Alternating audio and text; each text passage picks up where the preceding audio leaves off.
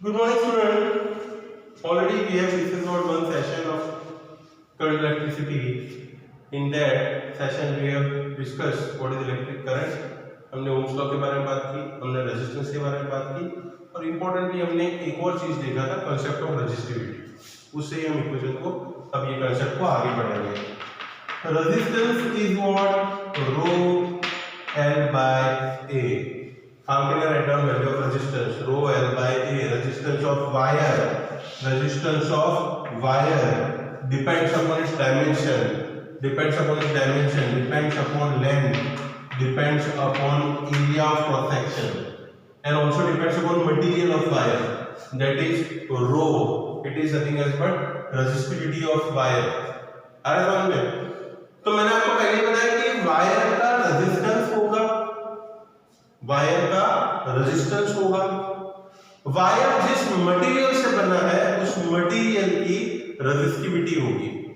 Wire का resistance होगा, wire जिस मटेरियल से बना है उस मटेरियल की रेजिस्टिविटी होगी। आ रही चीज समझ में?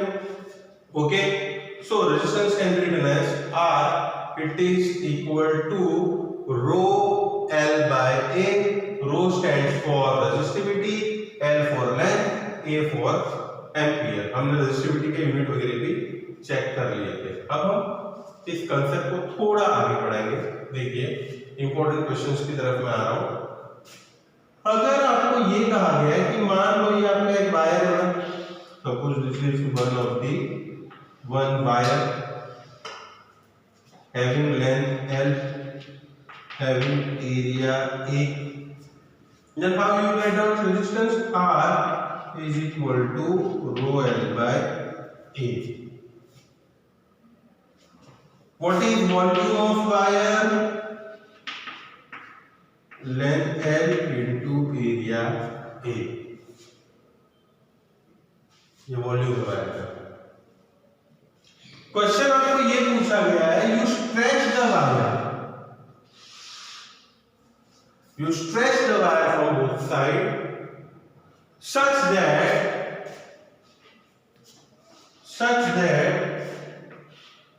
its length become n times. Question given to us is that if we stretch the wire to n times its original length, अगर मैं वायर को स्ट्रेच करता हूं और उसकी जो है लेंथ n टाइम्स कर देता हूं, importantly without changing volume. Question समझ में आ रहा है? If we stretch the wire without changing its volume and make its length l times, what will be, question ये है, what will be its resistance, new resistance rather, what will happen to its resistance, ये question है हमारा। बहुत सारे question आते हैं, समझिए कंसेप्ट को, अभी आप जो है ठीक से समझ लीजिए। If wire is stretched to make its length n times, what will happen to its resistance? Importantly यहाँ पे क्या हमने लिखा है? Without changing its volume. तो ध्यान दीजिए, रेजिस्टेंस को हम ऐसे लिख सकते हैं, rho L by A. This is the original resistance, rho L by A. What I will do? I will divide and multiply with length, so it becomes rho L into L square divided by A into L. But A into L क्या है? Volume है, तो resistance क्या बनेगा? रो L square by V। तो resistance को हम ऐसे भी लिख सकते हैं ना, जैसे रेजिस्टेंस को रो L बाय A लिख रहे हैं, वैसे ही रेजिस्टेंस को ऐसे भी लिखा जा सकता है, रो L स्क्वायर बाय V। आई बात समझ में? क्लियर है? I have multiplied and divided with what? L. So the resistance value becomes what? Rho L square by V. अब क्वेश्चन है कि नया रेजिस्टेंस R' क्या है इसका? अब मैंने इसको स्ट्रेच कर दिया है और लेंथ को क्या कर दिया है, n टाइम्स n कर दिया है, तो रेजिस्टेंस क्या होगा, रो लेंथ अब n नहीं है, लेकिन क्या है, nl the whole square. Length पहले n थी, लेकिन अब क्या है, स्ट्रेच करने के बाद nl दी होल स्क्वायर। पहले मैंने लिखा है विदाउट चेंजिंग द वॉल्यूम, मतलब वॉल्यूम चेंज नहीं हो रहा है, वॉल्यूम अभी भी क्या है, v का v ही है, volume is still v only, so this becomes rho l square by v, so RDS की वैल्यू क्या आएगी, n square into rho l square by v, RDS में RDS की वैल्यू क्या आएगी, n square into rho l square by v, तो RDS की value क्या होगी, n square into r। So if you stretch the wire to make it length n times without changing its volume and of course without changing its temperature, of course temperature और volume दोनों same रख रहे हैं हम, तो हम ये कहेंगे resistance becomes what, n square times। हर एक चीज समझ में, if wire is stretched to make its resistance n times, its new resistance becomes n square times। काफी सिंपल कंसेप्ट याद रहेगा। अभी अगर वायर को स्ट्रेच करके उसका हम लेंथ n टाइम्स कर रहे हैं तो उसका नया रेजिस्टेंस जो है वो क्या होगा, n स्क्वायर टाइम्स बनेगा। तो काफी सिंपल क्वेश्चन हो गया। अगर आपको ये कहा जाए कि आप स्ट्रेच करके उसकी लेंथ जो है वो 2 टाइम्स कर रहे हो, तो 2 का स्क्वायर उसका रेजिस्टेंस क्या होगा, 4 टाइम्स होगा। अगर लेंथ 3 टाइम्स कर रहे हो तो रेजिस्टेंस क्या होगा, 9 टाइम्स होगा। मतलब यहाँ पर ओरिजिनल रेजिस्टेंस R है, यहाँ नया रेजिस्टेंस 4R हो जाएगा। यहाँ का रेजिस्टेंस R है तो यहाँ रेजिस्टेंस 9R हो जाएगा। हाँ, कंप्रेस भी कर सकते हो, दबा के उसकी जो लेंथ है वो हाफ कर रहे हो, काट के नहीं बोल रहा हूँ मैं, याद रखिए, यू कंप्रेस इट, उसका वॉल्यूम सेम रख रहे हो एंड रेजिस्टेंस हाफ कर रहे हो, then the resistance becomes 1/4 times, so it becomes R/4। so it is very simple। ठीक है, याद रखने वाली चीज कि अगर जब भी मैं रेजिस्टेंस को स्ट्रेच करता हूँ, उसकी लेंथ n टाइम्स करता हूँ, तो its resistance becomes n square times. One more thing, question ये इस तरीके से भी आ सकते हैं, there can be other form of question as well, there can be other form of question as well। question may be like, questions are maybe like, if length is increased by x%, if length is increased by x%, calculate percentage change in resistance। ये मेरा एक और question बन गया। चलो, if length of wire is increased by x%, calculate percentage change in resistance। कैसे calculate कर पाओगे हम? If length is increased by x%, what is percentage change in resistance? Direct याद रखने वाली चीज मैं बता देता हूं आपको, थियरी में नहीं घुसते इसकी। percentage change in resistance will be 2 into x, ये याद रखो, प्लस x स्क्वायर बाय 100। 2 भी कर सकते हैं, बट मैं अभी आपको इसमें टाइम वेस्ट नहीं करना चाहता, डायरेक्टली लिख रहे हैं हम 2 into x plus x square by 100 if the wire is stretched, again keeping its volume same and length is increased by x%, percentage change in resistance becomes 2x plus x square by 100। इसके भी example ले लेते हैं। 10% अगर increase की है length में तो आंसर क्या आएगा 2 × 10 plus 10 square by 100 20 plus 100 by 101 percentage change in resistance क्या होगा 21%। अगर हमने 100% इंक्रीज किया है लेंथ में तो क्या होना चाहिए 2 × 100 प्लस 100 का स्क्वायर अपॉन 100 कैंसिल होगा 200 plus 100 percentage change in resistance will B 300%। अगर 1% इंक्रीज इन लेंथ है तो चेंज क्या आएगा अगर 1% इंक्रीज इन लेंथ है तो 2 × 1 plus 1 square by 100 2 plus 1 by 100 is 0.01 percentage change in resistance will be 2.01%. You are getting this? It's quite simple. If length is increased by x% say, then percentage change in value of resistance will be 2x plus x square by 100. So these are the type of question that you may get in the concept of change in resistance with respect to change in length. One more thing. अभी हम resistance के बारे में ही बात कर रहे हैं तो उसी पे हम कॉन्सेंट्रेट कर रहे हैं। अगर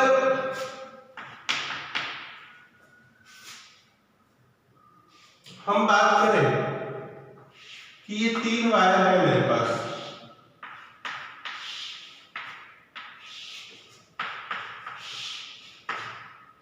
एरिया मुझे नहीं दिया है, एक की लेंथ है L1, दूसरे की लेंथ है L2, तीसरे की लेंथ है L3। पहले का मास दिया हुआ है M1, दूसरे का मास M2, तीसरे का मास M3। मटेरियल तीनों का सेम है, ये तीनों वायर जो है वो किसके अभी सेम मटेरियल के। क्वेश्चन मुझे पूछा है कि find ratio of their electrical resistance, इनके रेजिस्टेंस का रेशियो क्या होगा। मुझे ये पूछा है कि R1:R2:R3 जो है वो क्या होगा। मैं कैसे ढूंढूंगा, सेम मटेरियल है, सेम मटेरियल जब मैं ढूंढूं तो मटेरियल की 2 प्रॉपर्टी आ जाएगी। कौन सी 2 प्रॉपर्टी, एक तो डेंसिटी और दूसरी प्रॉपर्टी आ जाएगी उसकी रेजिस्टिविटी। डेंसिटी और रेजिस्टिविटी दोनों सेम होंगी। क्वेश्चन पे जाएंगे सीधा, डेंसिटी और रेजिस्टिविटी बेटा दोनों क्या है, सेम है। रेजिस्टेंस R1:R2:R3 क्या पूछा है हमें, R1 होगा रो L1 by area A1, R2 होगा रो L2 by area A2, R3 होगा रो L3 बाय एरिया A3। हाल समझ में, resistance R1:R2:R3 rho L1 by A1 rho L2 by A2 rho L3 by A3। Rho 1 rho 3 नहीं लिखा क्योंकि material same है तो सबकी रेजिस्टिविटी क्या होगी बेटा, सेम होगी। सब में से रो को मैं कैंसिल मार सकता हूं, सब में से रो जो है वो कैंसिल हो जाएंगे। न्यूमरेटर और डिनोमिनेटर में L1 से यहां मल्टीप्लाई करता हूं, L1 square by A1 L1, L2 square by A2 L2, L3 square by A3 L3। इस तरह भी लिख सकते हैं। A1 L1 क्या है, वॉल्यूम है। L1 square volume of first wire V1, L2 square volume of second wire V2, L3 square volume of third wire V3। This denominator में डेंसिटी मल्टीप्लाई कर दो तीनों टर्म में, कोई फर्क नहीं पड़ता। यहाँ पे जो D है वो मैंने क्या इंक्लूड कर लिया, density multiplied by volumes. Density time volume क्या होगा, मास होगा तो ये क्या चीज बन जाएगी, L1 square divide by mass M1 is to L2 square divided by mass M2 is to L3 square divided by mass M3. This will be the ratio of electrical resistance. मतलब अगर लेंथ और मास दिया हुआ है आपको और आपको पूछा है कि what is the ratio of electrical resistance, it is L1 square by M1, L2 square by M2, L3 square by M3. वैसे हम इजीली ढूंढ सकते हैं. हमारे पास समझ में सिंपल है ये चीज. एक और फैक्ट में यहाँ पे हम ध्यान देते हैं. Let us discuss one more thing over here. अगर rather than giving a length, suppose you have been given an areas, suppose you have been given an areas A1, A2, A3, तो मैं क्या करता? तो ये स्टेप में मैं numerator denominator में एरिया से मल्टीप्लाई करता. L1 A1 by A1 square, L2 A2 by A2 square, L3 A3 by A3 square. आ रहा है मैं ऐसा भी लिख सकता था L1 A1 by A1 square, L2 A2 by A2 square, L3 A3 by A3 square. अब L1 A1 L2 A2 L3 A3 तीनों के वॉल्यूम है, सबके साथ डेंसिटी को मल्टीप्लाई करो तो रेशियो मुझे ये भी मिल सकता है M1 by A1 square is to M2 by A2 square is to M3 by A3 square. तो रेजिस्टेंस को ऐसे भी लिखा जाता है ना, M1 by A1 square is to M2 by A2 square is to M3 by A3 square. Suppose you have been given a mass and area, then you will use this relation. If mass and length is given, then you will use this relation R1 is to R2 is to R3 is L1 square by M1 is to L2 square by M2 is to L3 square by M3. But suppose if mass and area is given, so M1 by A1 square is to M2 by A2 square is to M3 by 3 square. Area we all know it is written as what? Pi r square. Area we all know it is written as pi r square. तो resistance R1 is to R2 is to R3. क्या लिखूं मैं? Area का square करूंगा मैं तो क्या आएगा? Pi square r is to 4. तो अगर रेडियस दी हुई है तो M1 by R1 is to 4, M2 by R2 is to 4, M3 by R2 is to 4. अब suppose if the radius for its cross section is given, all this relation you can use. ये भी सारी चीजें जो मैं यहाँ पे आपको लिखाई है, ये सारे इंपॉर्टेंट इससे क्वेश्चन बन सकते हैं. तो सारी चीजों को अच्छे से आप नोट डाउन कर लीजिए, आपके कॉम्पिटिटिव एग्जाम के लिए भी इंपॉर्टेंट है ये. R1 is to R2 is to R3 is L1 square by M1, L2 square by M2, L3 square by M3.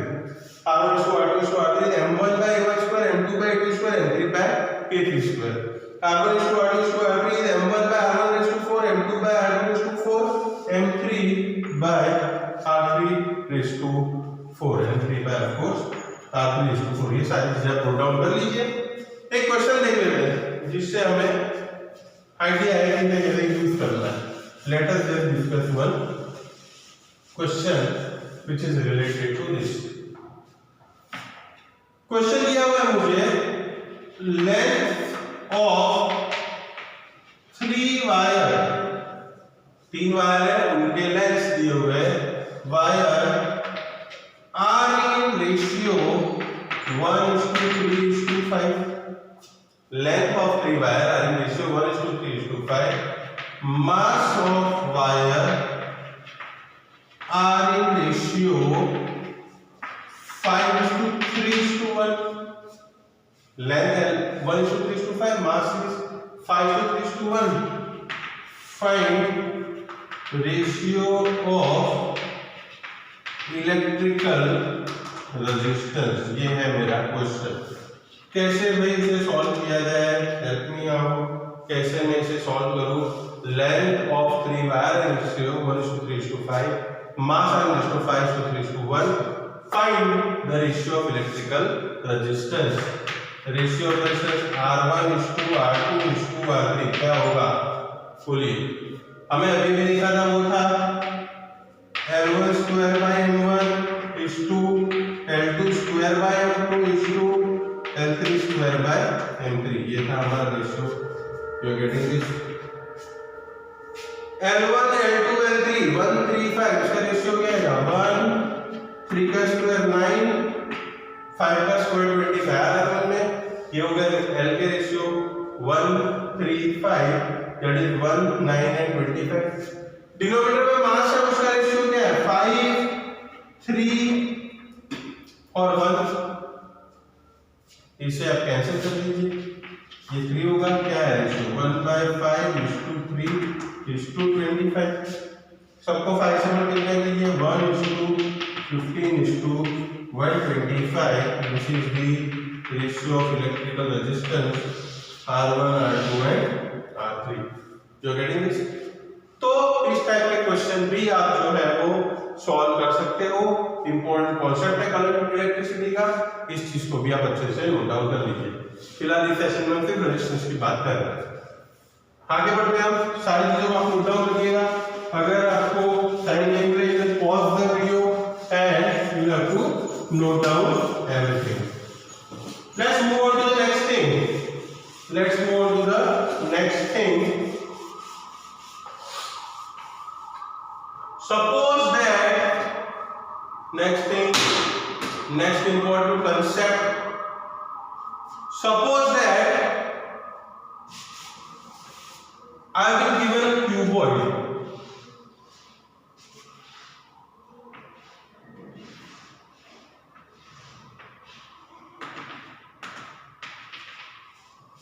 ये क्यूबॉइड है जिसकी लेंथ है L, जिसकी ब्रेड्थ है B, जिसकी हाइट है H। Is a cuboid, length L, breadth B, height H and resistivity इससे रो। अब अगर मैं इसके पैरेलल दो वायर ऐसे कनेक्ट करता हूं तो रेजिस्टेंस अलोंग लेंथ कहा जाएगा। क्या बोलना चाह रहा हूं मैं, resistance along its length.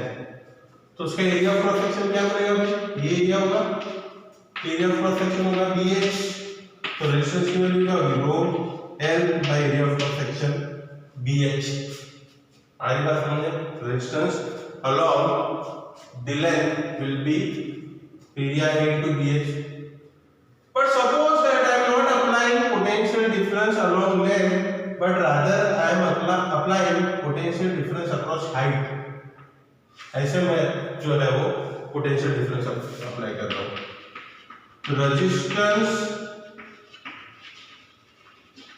along height, तो एरिया क्या होगा, ये एरिया ऑफ क्रॉस सेक्शन होगा। करंट ऐसे फ्लो होगा तो इतनी लेंथ में से फ्लो होना है, तो एरिया ऑफ क्रॉस सेक्शन का क्या होगा, length L into breadth B। तो रेजिस्टेंस की वैल्यू क्या होगी, रो। अब लेंथ की जगह क्या आ जाएगा, H upon area LB। Getting, resistance across length is rho L upon BH, resistance across height is rho H upon LB and finally what is resistance across is breadth। breadth के across resistance क्या आएगा, breadth के across resistance की value क्या होगी। हम बात कर रहे हैं resistance across breadth, तो breadth के across होगा तो लेंथ और E हो जाएगी और एरिया क्या लिखेंगे, M into H। This will be the value of resistance। ये क्यूबॉइड है, लेकिन अगर परफेक्ट क्यूब है मेरे पास, suppose that I am having perfect cube where each side's length is L, तो उसका रेजिस्टेंस कहीं से भी हम मेजर करें कोई भी बाजू, तो रो इनटू लेंथ L ही होगी, एरिया इनटू L स्क्वायर होगा, तो रेजिस्टेंस क्या होगा, rho by L। For a perfect cube resistance will be rho by L।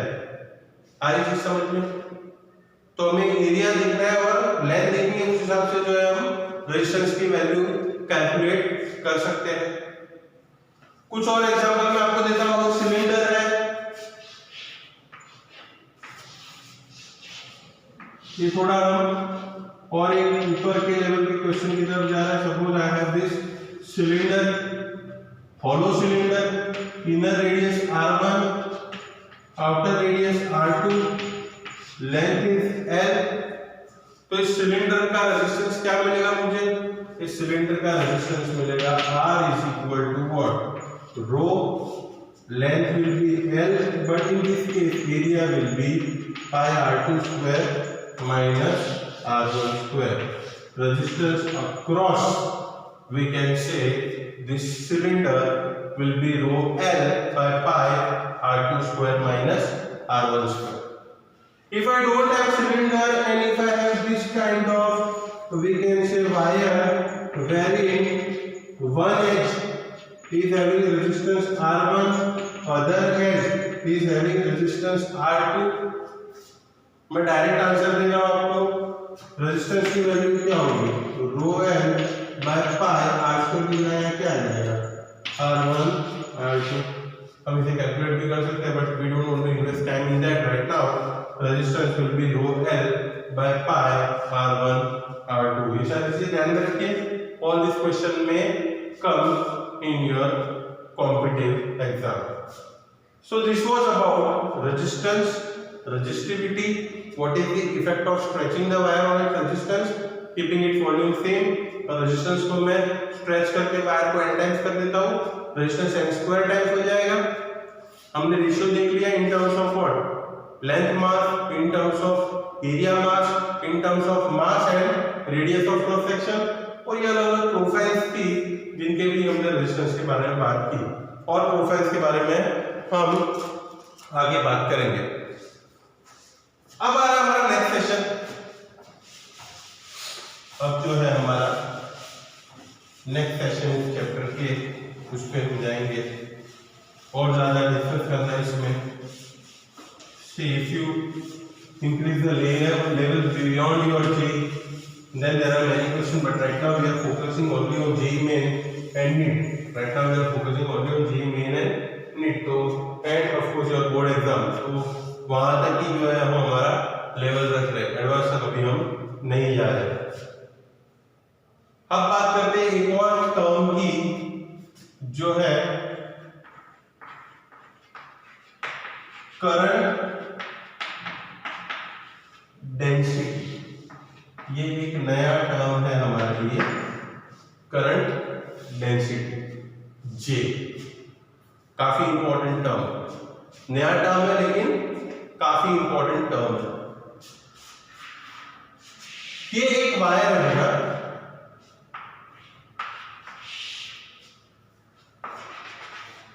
जिसकी रेडियस है R, और लंबा wire radius is R। Suppose that current flowing through this wire is equal to I। Current flowing through this wire is equal to I। My question here is that in what manner this current is distributed across this cross section? Getting my point? In what manner does this current distributed across this cross section? In which way rather this current is distributed across cross section? This is my question.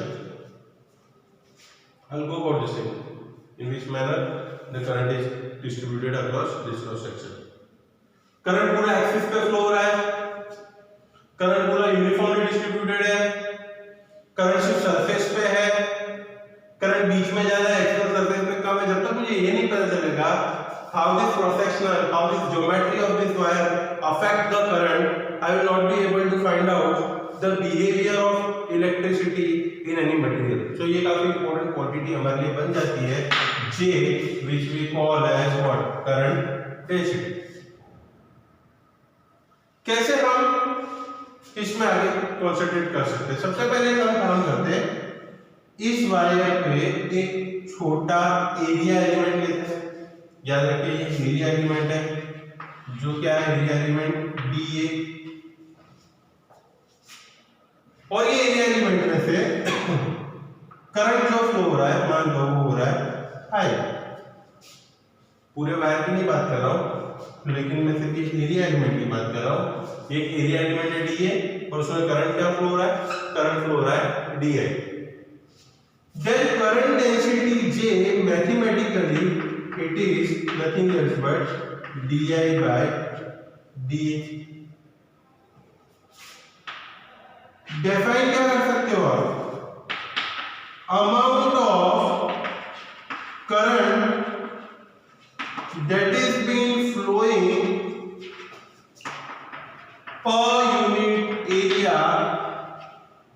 amount of current that is being flowing per unit area is called current densities. Amount of current flowing per unit area is called current density.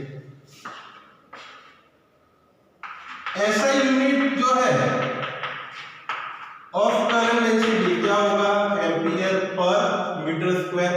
Current पर area तो क्या होगा, current पर metre square. Current density के ऊपर मैंने vector sign बनाया है, मतलब क्लियर है ये जो करंट डेंसिटी है वो कैसी क्वांटिटी है, वेक्टर क्वांटिटी है। Current density of course is a vector quantity and उसका डायरेक्शन जो है वो अलोंग क्या होगा, हमेशा करंट ही होगा। करंट डेंसिटी जो है वो क्या है, वेक्टर क्वांटिटी है, उसका डायरेक्शन अलोंग करंट होता है। अब आप मुझे कहेंगे कि सर पहले आपने बताया कि करंट जो है स्केलर है, करंट का कोई डायरेक्शन नहीं होता, लेकिन याद रखिए करंट किससे बनता है, it is due to flow of charges. तो जो चार्ज फ्लो है उसकी वेलोसिटी का जो डायरेक्शन है वही करंट का डायरेक्शन है। The direction of velocity of positive charge, the direction of velocity of positive charge is direction of current density. The direction opposite to velocity of negative charge, the direction opposite to negative charge is nothing else but what, direction of current density। Positive charge के velocity के direction में, negative charge के opposite direction में हमें current density का direction मिलेगा। यहाँ पे J वेक्टर, DA भी वेक्टर है, तो DI को क्या लगेगा, वेक्टर J डॉट DA लिख सकता हूं मैं। देखिए यहां से मैं लिख रहा हूं DI को वेक्टर J डॉट DA, तो DI क्या बन सकता है, J DA cos theta, theta जो एंगल है between direction of current element and direction of area, तो करंट आई क्या आएगा, integration of J DA cos theta. इस तरीके से हम करंट लिख सकते हैं। अगर मान लो कि करंट एलिमेंट DI और DA दोनों सेम डायरेक्शन में है, तो थीटा 0 होगा, cos थीटा की वैल्यू 1 होगी, तो आई क्या होगा, integration of JDA। And if J is constant over entire area, मान लो कि J जो चेंज नहीं हो रहा है, कांस्टेंट है ओवर एंटायर एरिया, तो J कांस्टेंट को बाहर निकाल सकते हो। Integration of area, integration of area क्या है, a, तो फिर इससे फॉर्मूला बनेगा, क्या बनेगा फिर इससे फॉर्मूला बनेगा J is I by A। हर बात समझ में, J is equal to what, J is equal to I by A। ऐसा में क्या होगा उसका, एम्पियर पर metre square. You are getting this, काफी सिंपल ये क्वांटिटी या करंट डेंसिटी टर्म है हमारी। आगे बढ़े हम इसके एक आध क्वेश्चन को समझ लेते हैं, उसके बाद और पैरामीटर्स जो इस चैप्टर के हम आगे देखेंगे।